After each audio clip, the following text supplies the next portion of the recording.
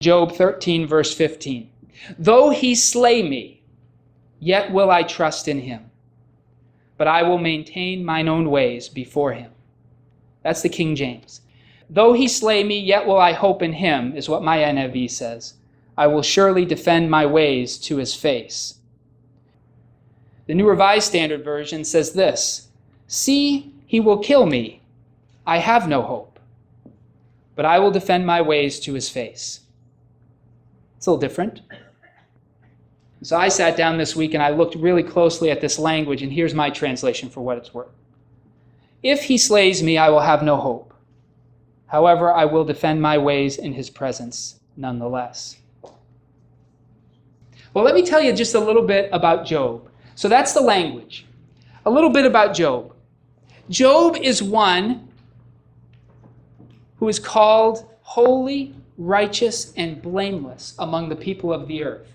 And that's not a statement uttered by his peers or his friends. It's uttered by God in the text.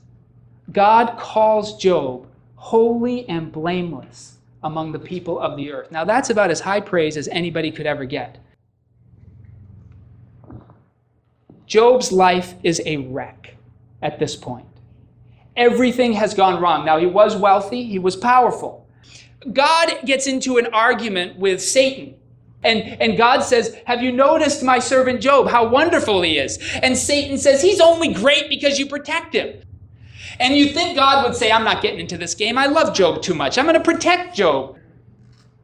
But surprisingly, that's not how God responds. He says to Satan, well, let's test your hypothesis and see if that's true. Go ahead, wreck his life, but you can't touch his body. And so in a single day, Job sees all of his crops destroyed. He's attacked by brigands, and his children are all killed. One day in the story. And then that's not enough. Satan and God get into it again. And Satan comes back and God says, have you noticed Job? He passed the test. Look at how great he is. There's no one like him on the earth. And Satan says, that's because you wouldn't let me touch his body. Yeah, it's one thing to lose all your stuff, but let's make him sick. And then he'll curse you to your face. And you'd think God would say, well, no, this is enough. We've already tested the guy. He's really passed the test. I mean, this is more than I normally do to anybody. We're going to leave him alone now. But that's not what happens, right? God says to Satan, go ahead. You can't kill him, but you can make him suffer. And Job is stricken with a terrible disease. So terrible he can't feed himself or get up off the ground. He's covered in sores. That's where we find him in this passage. Covered in sores. His friends come to him, and they sit with him for days, and he never says anything to them. And they waited for Job to initiate contact. And finally, Job speaks. And when Job speaks, he doesn't speak words you would expect a pious, holy person to speak. He doesn't say, oh, this is all part of God's plan. I know something good is going to come from this. I'm just waiting to see what God has for me. But when Job's friends, very righteous people themselves, come to Job, what does he do? He does nothing but complain. And of course, what do? They're great theologians. They try to correct him. Job wrestles and struggles with God in this experience. And that's where we find him here. And the translators have hunted to find some statement that Job makes that we could say, that's why he's holy. Finally, we found it. And they thought they found it here. Though he slay me, yet will I trust in him. Now that's faith, right? Even if he kills me, I will still believe. Sadly, though, it's not what the text says. And it's important that that's not what it says. Let's look at Job, now that you have a better sense of his story and where he's at. This is Job chapter 13. I'm going to begin reading in verse 13 so we get the whole context. And I'm going to translate verse 15 the way I think it should be translated, and I want you to see how much better sense it makes in the context. Job's responding to his friends, and he says this: keep silent and let me speak. Then let come to me what may. Why do I put myself in jeopardy and take my life in my hands? If he slays me, I will have no hope. But even so, I will defend my ways to his face. Indeed, this will turn out for my deliverance, for no godless man would dare come before him. Listen carefully to my words. Let your ears take in what I say. Now that I've prepared my case, I know I will be vindicated. Can anyone bring charges against me? If so, I will be silent and die. Only grant me these two things, O God, and then I will not hide from you. Withdraw your hand from me and stop frightening me with your terrors. Then summon me and I'll answer, or let me speak and you reply. How many wrongs and sins have I committed? Show me my offense and my sin. Why do you hide your face and consider me your enemy? Will you torment a wind-blown leaf? Will you chase after dry chaff?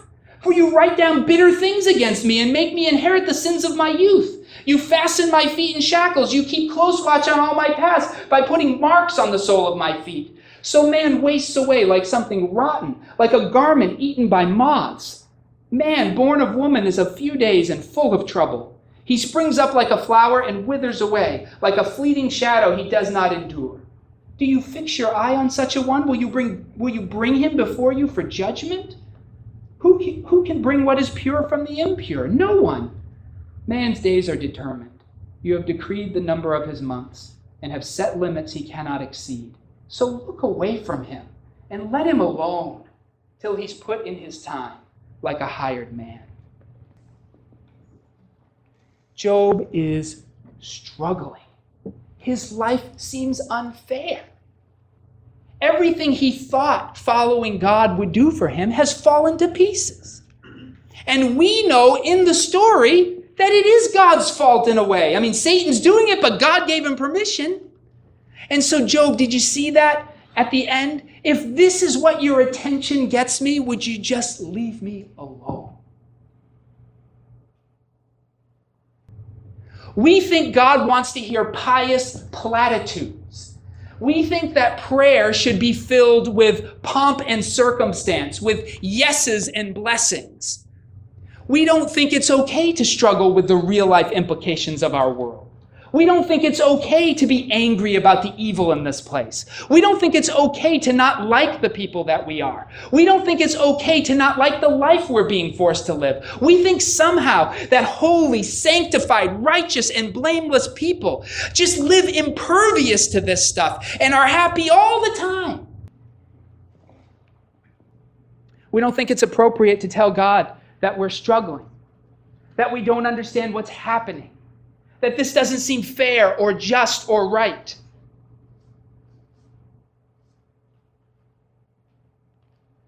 But the truth is that these kinds of conversations with God that we're seeing Job have, they're not unusual in the scriptures. It's not like this only happens in Job, and so it's an aberration.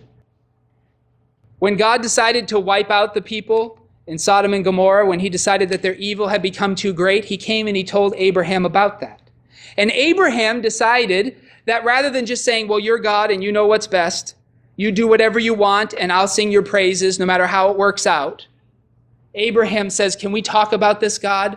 Can we discuss this, please? What if there are righteous people in that city? Will you still wipe it out?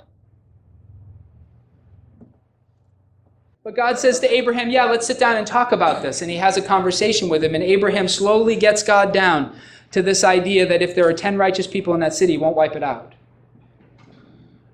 Moses, when he's up on the mountain for 40 days with God, the people down on the foothills of Mount Sinai decide that it's been too long and they make a golden calf. They begin to worship it. And when God tells Moses what's happening in the camp, he says, that's it. I've had it with these people. I just took them out of slavery in Egypt. They're already worshiping an idol. I'm finished.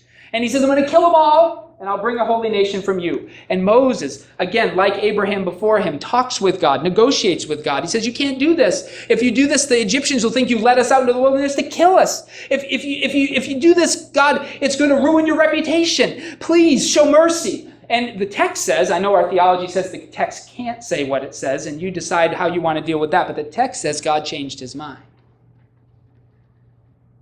David, when he's bringing the Ark of the Covenant from Shiloh into Jerusalem, and he's doing it in an improper way because they're supposed to have priests carrying that thing on poles, and instead they put it on a cart pulled by an ox, and it hits a bump in the road, it begins to slide, and the high priest reaches out his hand to steady it because he doesn't want the Ark to hit the ground, and he's killed instantly.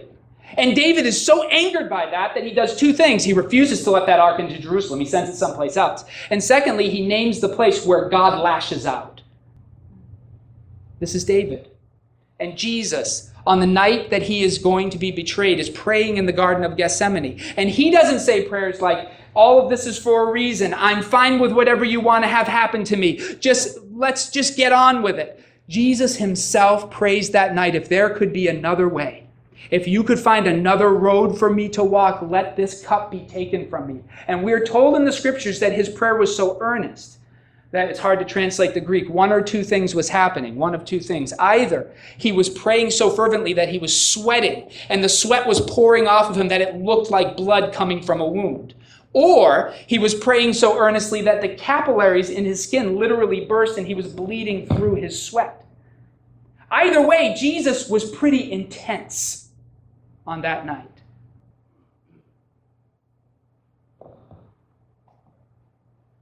Job was not declaring that he still trusted God.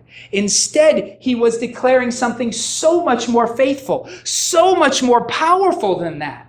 He wasn't just closing his eyes to pain and saying, who cares? He's saying, I believe in you so much, and I believe in your justice so much that I will not stop until you show me the truth. I think this is part of what makes Job holy and blameless. We are led to believe that our sense of injustice in this world is a sign of a lack of faith. But the story of Job tells us that the faithful feel that more than anyone else. This is the Psalms.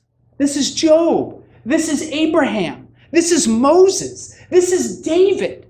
This is Daniel. All of the faithful, Jesus, Paul, they've always asked him to prove himself.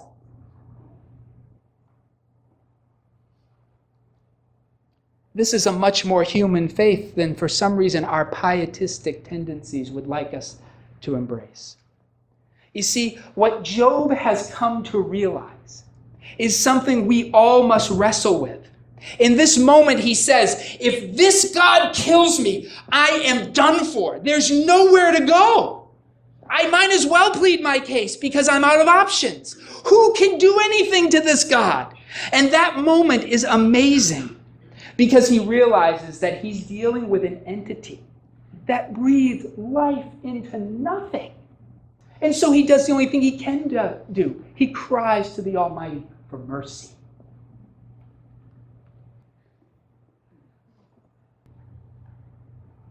God will not always seem fair. God will both do and allow things that you believe to be evil, that in your opinion are evil things. God will answer the prayers he wants to answer in the time that he wants to answer them, but that doesn't mean he's not listening.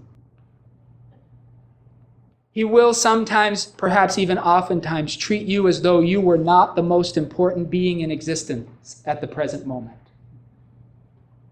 Job was caught in a dispute between greater powers, and he was a cog in that conversation. It doesn't feel good, but that may happen. People will make all kinds of assumptions about God and act on those assumptions, sometimes making terrible decisions in his name. People will claim to believe in God and live like they don't believe in God and seem to get away with that hypocrisy. And we don't get a say in what he does or values or decides. You see, God we believe to be a person, not an idea. An idea you can shape any way you want, and if you don't believe in it, the idea goes poof. People have a way of sticking around no matter what you believe about them. And this is what Scripture means by the fear of the Lord. This is the God of all creation, who sustains all things by his powerful word, we're told. This is the fear of the Lord, where Job finds himself, that absolute helpless moment in which he realizes that God is his only hope. And that, according to the Scriptures, is where wisdom begins. The fear of the Lord is the beginning of wisdom. If this God chose the people of Israel to be his unique spokespeople for all time, as they've claimed he did in the First Testament, and if this God became flesh in the person of Jesus, the Son of Mary, as his followers testified with their lives after witnessing his resurrection from the dead, said he did, he is, then he has made us a promise today. But it is not a promise that we will never suffer. It's not a promise that the water will never get above our head. It's not a promise that we will never die. It is a promise that even when the worst happens, he can bring us back. He's not asked us not to question him, though many like Job have found it does little good in the end. He's not asked you to understand him, though it has been and will continue to be the glory of humanity to try and understand him. What he has asked of us is simply this: trust me. Trust me. Job is in the Bible so that you know how to respond when the world goes sideways, when evil rises, darkness is over everything, and God does not look like God. You know how to respond. How does a righteous person respond? Well, Job. Job is how a righteous person responds. And why can Job ask this? He didn't know it, but the answer to his struggle was going to be worded by Jesus. Luke chapter 11, beginning in verse 5. Then he said to them, Jesus said to his disciples, suppose one of you has a friend, and he goes to him at midnight and says, friend, lend me 3 loaves of bread, because a friend of mine on a journey has come to me and I have nothing to set before him. Then the one inside answers, don't bother me, the door's already locked and my children are with me in bed. I can't get up and give you anything. I tell you, though he will not get up and give him the bread because he's his friend, yet because of the man's boldness he will get up and give him as much as he needs. So I say to you, ask and it will be given to you. Seek and you will find. Knock and the door will be opened to you. For everyone who asks receives. He who seeks finds. And to him who knocks, the door will be opened. Which of you fathers, if your son asks for a fish, will give him a snake instead? Or if he asks for an egg, will give him a scorpion? If you then, though you are evil, know how to give good gifts to your children, how much more will your Father in heaven give the Holy Spirit to those who ask him? Jesus has promised that if you persevere, he will answer. Maybe not the way you like, but he will answer. And it happened for Job. Eventually, God does stand on the ground with Job and answer his complaints and respond to him. He has asked us to trust him. And here is the greatest evidence of God's willingness to demonstrate his faithfulness. There are a lot of folks who wish they could get their hands on God, but we can't get at him. So how does God design this? He says, well, I'm going to give myself to you. I'm going to put on human flesh. You can do to me what you want. Show me how you really feel about me. And so he put on human flesh and he made himself vulnerable to us. And you know the story. You've read the Gospels of what we did when we got our hands on God. All the rage of humanity for 1,000 years at our Creator was poured out on Jesus on the cross. And while he was dying, he said, Father, forgive them, for they do not know what they're doing. This is the God who can handle our complaints, who can handle our frustration, who can handle our anger, who can handle our doubt. Pursue God and never give up. Through your anger, through your doubt, through your rage, through your frustration, through your confusion, do not let this world stop that pursuit, because he has promised you, if you seek him with all your heart, you will find him. This is what prayer must become for us, folks, if it's going to mean anything at all. It has to be honest communication between us and God. It needs to be humanity pouring out its soul to its Creator, asking him for what only he can give. Don't quit. This is the story of Job, a man who tenaciously refuses to abandon his faith when his wife has the better of it. And she says, just curse God and die. And God comes, and he restores Job's life.